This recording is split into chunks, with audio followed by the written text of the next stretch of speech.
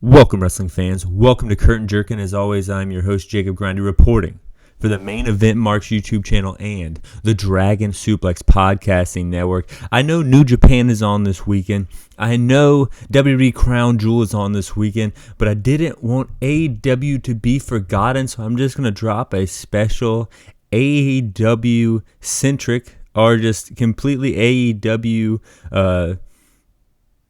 themed and centric. They don't seem right, but the right word is out there somewhere, but I can't grab it. I can't think about it. The thing I can think about, though, is what I thought about AEW Dynamite. I'm ranking every single match from Dynamite and Rampage from worst to first. But before I do that, I'm going to be diving into kind of my general thoughts on Dynamite and then into Rampage. Dynamite, Mox had a good promo. The Elite got edited out of the Trios title. Cool little video package here that kind of tells you maybe their mindset. I know Matt Jackson and others put together being the Elite, so they're sitting there on like a computer editing video a lot. So I'm sure that they probably had creative freedom into coming up with this. Maybe, I'm guessing. I'm not sure of it.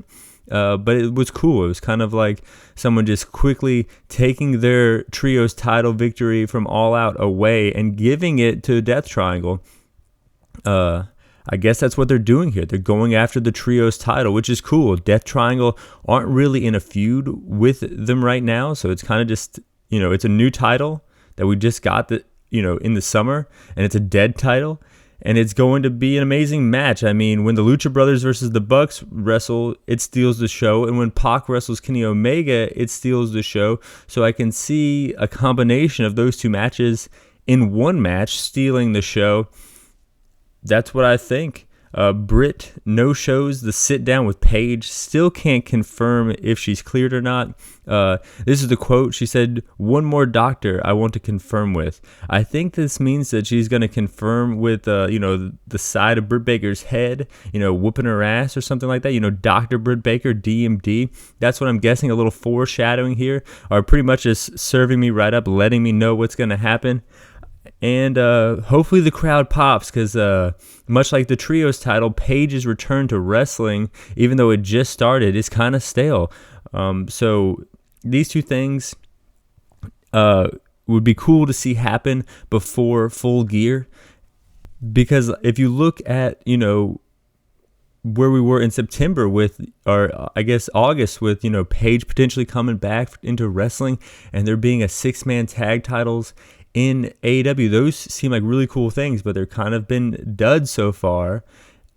And, I don't want that. I want the best for it. And the best is usually Regal promos. They were good. Daddy Ass's birthday bash. I wonder what Lamar Jackson, who was sitting at ringside, thought of this shit. They gave Billy a fan sign, a scissor sign. It was from a little girl who, scissored Max Caster.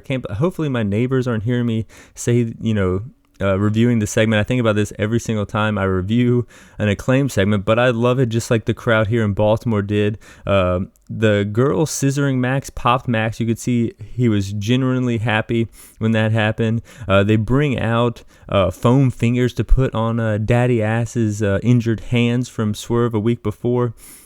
Not much really happened here. The crowd was into it, but then the Ass Boys came out, crashed the party, only to set up for W. Morrissey to sneak up from behind. The Firm attacked the Acclaimed.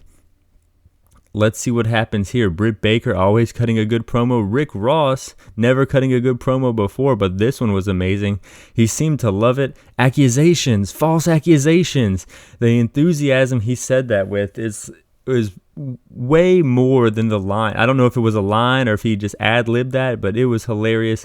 And then at the end, he makes sure to get Tony Schiavone in on the toast. I thought that was a classy move and a funny move from my end watching on TV. So Rick Ross killed it.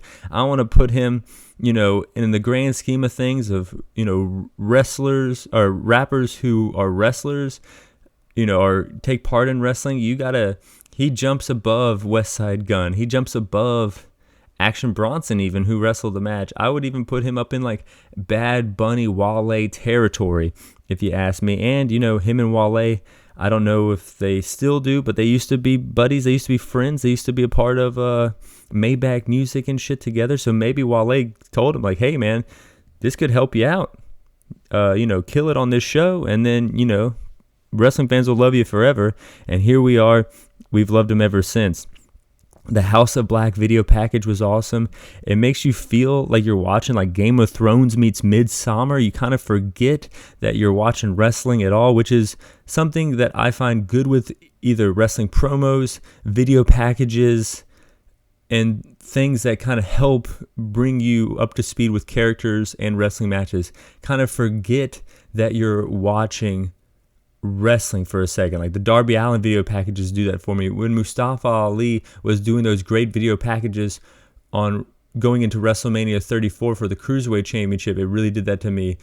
Sometimes these press conferences they do outside or after the New Japan main events kind of pull me away from that. There was a promo from Jade Cargo with the blue and the green when she's lifting weights. That kind of pulled me away. I feel like I was just being entertained from like a theatrical standpoint at that point.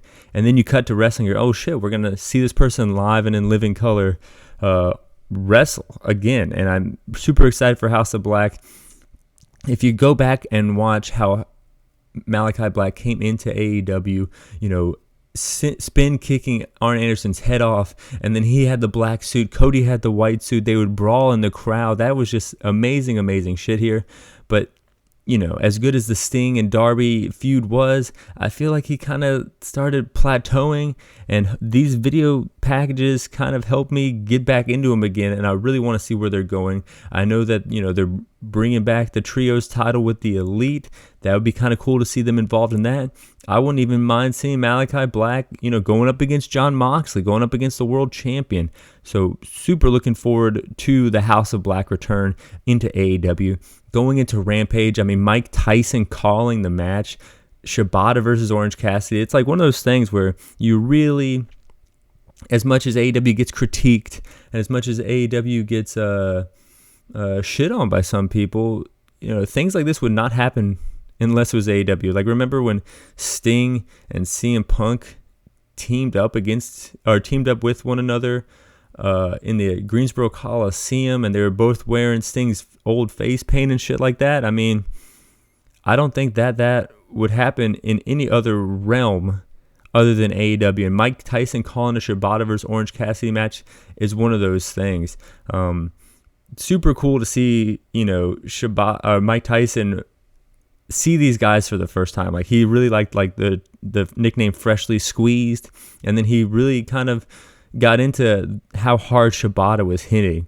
Toni Storm promo was better than usual. I would say she's great in the ring. She's got a great look. She usually has a hard time with the promo, but she really seems to be sinking her teeth into this, what seems like legitimate storyline with her and Jamie Hayter. Well, not that they dislike each other, but they were friends through the pandemic together, and now they have to face each other for a world title match. That's legitimate shit, something that we can all understand and realize.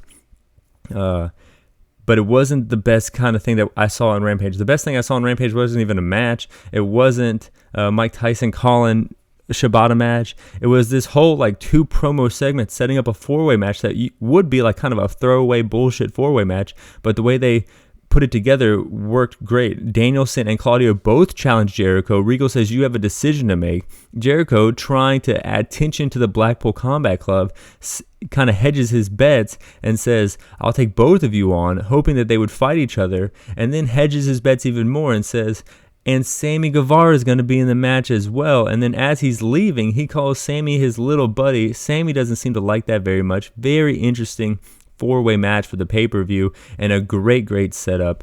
Ricky Starks coming out. He can just command a crowd. I don't understand why he's not shown more. I don't understand why half the AEW roster isn't shown more. If I had that same roster and I was sitting in Tony Khan's seat, I think it would be a completely different product, which is a testament to how good this roster that he created is. But breaking down every single match from worst to first, all 9 matches, number 9 is Jade versus Maria Shafir. Not because I'm on some JD from NY206 shit, who he blocked me, and I have never talked to that man in my life. I don't know what's going on with that. I hope he's doing well. But she just hits the Jaded 1, 2, 3. The match is kind of over. So, all that hype on Twitter with, people talking about some random guy and, the AEW women's division, going after some random guy led to just a normal Jade match. Number 8 out of 9, Gates of Agony versus Wardlow. I was kind of disappointed in this. This feud was building. We have Gates of Agony, big tough dude versus Wardlow, big tough dudes. But Wardlow just kind of ran through these guys. I thought it was going to be more of a like cutting the ring in half. Like, can Joe get the hot tag to Wardlow? None of that shit. Powerbomb Symphony, 1, 2, 3. Powerhouse Hobbs comes out because he was called out by Wardlow in the Mark Henry split screen.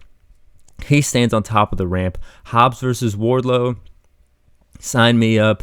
It's like they're almost versus Braun Strowman kind of a thing. This is going to be a good match, and they're kind of building a heavyweight division, it looks like, in AEW for the first time, which is good. I'm tired of seeing Nick Comoroto get abused. I'm tired of seeing like these bigger dudes have nowhere to go because there's so many good high flyers in there. Get some good heavyweights in there, and we're going to talk more about it. But yeah, Brian Cage, Joe, Wardlow, Powerhouse Hobbs. I mean, you even have Lance Archer, who hasn't been on TV forever, Miro, who hasn't been on TV forever, and right there and there, you can have a whole big man tournament or some shit like that. But let me digress because we're still ranking these matches from worst to first. Number 7, Britt and Hayter versus Sky Blue and Madison Reigns. Sky Blue, there's a lot of upside in that backside. Solid match. Hayter wins with a ripcord 1, 2, 3. Baker cuts a promo, and she kind of says, like, I'm a bully. Hayter's a bully. I kind of feel like their muse for all these Toni Storm promos are how they really feel about Thunder Rosa. I might be looking into it a little too much. I'm not there, of course. I don't walk those halls, but it just seems like that to me from what I understand and what I know, and from maybe a source or two. Ends up getting cracked with her own title belt. Excuse me, I'm jumping ahead. Toni Storm takes exception to these promos. She comes out and ends up getting cracked in the head with her own title belt. And Britt Baker and Jamie Hayter are aligned still for now. But like the announcer said, if Hayter wins this title, what's going to happen? Number 6 out of 9, Moxley versus Moriarty. I said before that this was huge for Moriarty, and I think that this was a good match, but I don't think it did what it needed to do. I don't think it lit anyone's world on fire here, and I don't think we're going to be really talking about Lee Moriarty more than we already are, going into next week, going into next month. And I think a big part of that is Lamar Jackson's fault, because he happens to just enter the arena during this match, distracting this Baltimore crowd. MVP chants, all kinds of shit. No one gave a fuck about the match when you're seeing Lamar Jackson. Lamar Jackson is kind of, he has, this captivating thing about him because of his football ability, but he doesn't really dress well. He doesn't really have a good look. He kind of is he looks kind of like a silly dude, but he looked like he had a good time at the wrestling show. Momentum swings in Mox's favor. Mox locks in Juji Katami. Moriarty taps. Number 5 out of 9, Phoenix versus Luchasaurus versus Cassidy. Phoenix and Cassidy double up on the dyno. Phoenix gets choke slammed through a table, doesn't break his arm this time. Jungle Boy shows up on the top of the ramp, dives on Luchasaurus. He goes through a bunch of tables. Orange punch to Phoenix, 1, 2, 3. Orange Cassidy gets the victory. Number 4 out of 9, Joe versus Brian Cage. Huge German suplex from Cage. Super Chris Senton to the floor from Cage. Crazy elbow from Cage. Why isn't Cage on TV more? He's the former Impact World Champion. He's huge. He's, he can do a bunch of shit. AEW needs to do more with this guy, and I'd say that every time I see him wrestle. He was kind of in the doghouse for a long time, but I think with all that CM Punk stuff, they're like, hey, what you said really wasn't that bad. Now we see how bad it can get. Come on back, Brian Cage. Joe locks in the choke out of nowhere, though. Cage taps out. Embassy comes out and attacks Joe. Wardlow makes the save. We already kind of talked about what happened with that. This was on Dynamite. The match that I ranked at 8 was on Rampage. But number 3 out of 9, the first match on Dynamite, Darby Allin versus Jay Lethal. They attack each other before the bell on top of the ramp. Sanjay and Singh at ringside. The brawl continues. Darby tries to hit a suicide dive to Satnam Singh, but he just bounces off of him like running full speed at a fucking trampoline brick wall. That shit was hilarious. And it was a great way to utilize the strength of both guys here. Darby's fearless character meets the legitimate size and strength of Satnam Singh. Great shit here. Ref kicks both of Satnam Singh and Sanjay to the back. Someone dressed up as Sting interferes. Jay wins 1, 2, 3. They reveal that the guy dressed as Sting is Cole Carter to crickets, like anti-sound. Like I think I lost a little hearing for this reveal. Like no one cared. Sting's music hits again. They swerve off. Jeff Jarrett of all people shows up, cracks Darby with a guitar. He's literally like bleeding out of the back of his head like a pool of blood. He cuts a good promo. Jeff Jarrett, he can talk, and holy shit, I'm way more impressed with Jeff Jarrett's ability to stay relevant much more than I am with his ability in the ring. His 2022 GCW Hammerstein didn't put Effie over. SummerSlam special guest referee, doesn't really need to put anyone over. Flair's last match. And now in AEW, I can see a match involving Singh, Lethal, and Jarrett versus Sting, Darby, and maybe Muta. I mean, that would be kind of cool. That would kind of bring a lot of worlds together there. But it seems to be the way that Muta retirement thing is kind of going. Number 2 out of 9, Cassidy versus Shibata. I already talked about it when I was talking about Mike Tyson. This guy was legit paralyzed, and now he is back wrestling Orange Cassidy on TNT rather. This match goes kind of, it kind of makes your mind go crazy thinking about how like interesting this setup was. The match goes outside, strike battle. Cassidy tries to get cute with him, but pays for it. Orange sits down, kind of like Shibata. Shibata sits down like Shibata and just bitch slaps the hell out of Orange Cassidy. Mike loved how hard Shibata was hitting, but definitely switched to Cassidy during the match. Stun Dog Millionaire, Orange Punch 1-2, kick out, choke. Cassidy slips out, Orange Punch 1, 2, 3. Orange Cassidy gets the victory here, but that wasn't the best match on AEW Dynamite or AEW Rampage or AEW Television this week. Number 1, Jericho versus Colt Cabana. Jericho calls out Lamar Jackson. Lamar Jackson, you can tell he kind of enjoyed it, but he didn't know what to do. He didn't, he was laughing, he was having fun with his friends, and all of a sudden, like a guy that he's watching perform brings him into the performance. I think he got caught a little off guard from this. Rick Ross is, maybe needs to teach Lamar Jackson a lesson on how to act on a wrestling show. Then the surprise we were all waiting for was revealed. It was Colt Cabana, which is cool. I like Colt Cabana. I also like CM Punk. And this whole thing where it's Punk or Cabana and Punk held back Cabana, I do think, once again, I'm not there. I do think that, from my perspective, it is a little misleading. In 2019, Tony Khan could have signed Colt Cabana, but he didn't. Colt Cabana went over to New Japan, and it wasn't until Cole was unable to work in New Japan because the shutdowns happened in Japan quicker than they happened in America, where he came to AEW, suggestions from, Young Bucks and everybody else. He showed up, and then they kind of put him as a background player in the Dark Order until Punk showed up. So I think this whole thing where Punk was holding back Cabana was kind of overblown. Like, what was he doing? He was removing him from being the 5th guy in a 10-man tag. I mean, you're not really holding him back too much. I think you didn't really have to do too much convincing to tell Tony Khan to not have Colt Cabana on the TV or in the roster. But he was thinking about retiring, and this was, a good feel moment for Colt Cabana. He comes out. He's done it all in the wrestling world, but he's never had a world title match on cable television. And, true journeyman I love listening to his podcast. Big fan of Colt Cabana, but I do think the way they're using him here, the way like some people are using him, I feel like they're just using him for their own political statement and not just saying like, hey, this guy can fucking go. Let's see him go. Colt, kind of goes after it here. Goes for the bionic elbow, but Jericho pokes him in the eye. And I think that spot right there is what set this match above 2 and 3. Love that shit. Vintage Colt here, Billy Goat's Curse, Superman pin, nasty spill to the outside, Codebreaker 1, 2, 3. They beat up Riccaboni on the top of the ramp. Claudio comes out, tries to make a save.